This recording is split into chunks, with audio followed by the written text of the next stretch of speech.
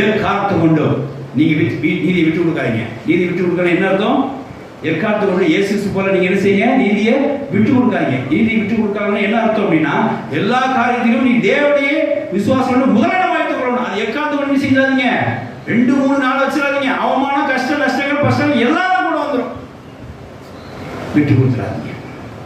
எக்காரணத்தை கொண்டும் இயேசு மாணவர்களோட மனசு வச்சு உங்க நீதியே எக்காரணத்தை கொண்டும் விட்டு கொடுத்து. அது எப்படி நீதி விட்டு கொடுக்கணும்? இதுதான் இயேசு மற்றும் விசுவாசம் தான் என்ன. முதல்ல உங்களுக்கு நம்பர் 1 இருக்கணும், முதலாவது இருக்கணும். 2வது உங்க நம்பிக்கை, உங்க பலன் மேல நம்பிக்கை வச்சுங்க, உங்க தாளன் மேல நம்பிக்கை வச்சுங்க, உங்க தாய் தகவல் மேல நம்பிக்கை வச்சுங்க, உங்க படிப்பு மேல நம்பிக்கை வச்சுங்க. சில பேர் பார்த்தீங்கன்னா தாய் தகவல் மேல ரொம்ப நம்பிக்கையா இருப்பாங்க.